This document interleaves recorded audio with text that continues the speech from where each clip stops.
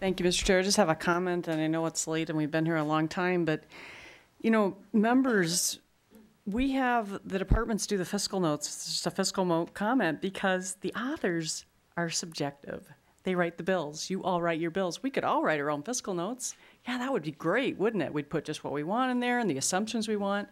But Representative Kiffmeyer verified that several assumptions in there she agreed with. She said that the advertising was reasonable. They had everything from a postcard, which at my house would get mixed in with all the newspaper and all the other postcards. Newspaper, what if people don't read them? TV ads, some people don't watch TV or watch the ads. Or a mobile van that goes around. I mean, there are a number of different things you have to try because what is at stake? It's what you're worried about that's at stake. It's that the voters aren't disenfranchised, that every vote is counted. These estimates make sure every vote is counted, that every person is reached, that every corner is looked into. Mr. Chair, I want to say I appreciate that you're letting the discussion and keeping the fiscal note open.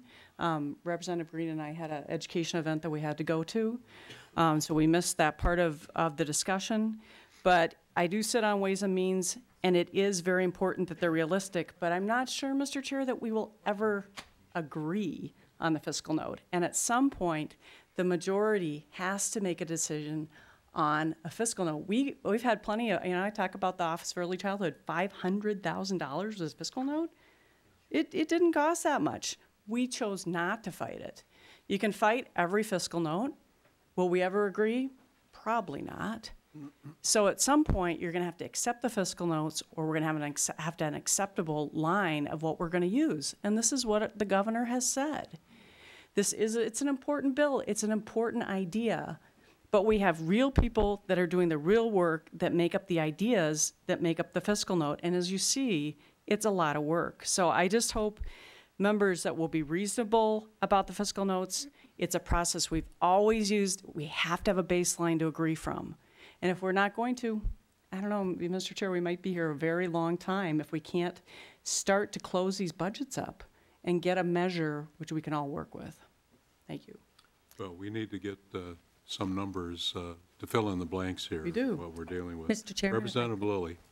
Mr. Chairman, when you mind, I Representative would. Kiffmeyer. Yeah, it's always hard if it waits too long. I just wanted to respond. I think that's I took the responsibility on myself, Representative Slawik, that it wasn't a questioning of the fiscal note, but it was a questioning of myself and how I wrote the language and being clear enough for my intention.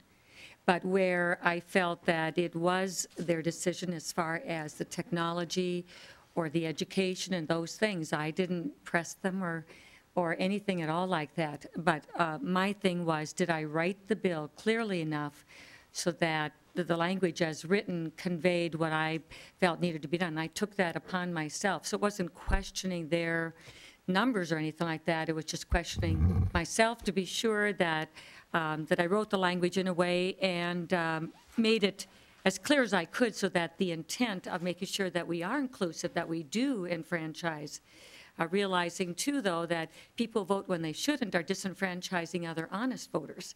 So this thing does go a both-way thing, but I've not questioned those things on the fiscal notes where the agency or the department put those things. It was where it was my language that may have led to that interpretation. And we're having a good discussion about it, and we will accommodate that. Very, very briefly, Mr. Chair,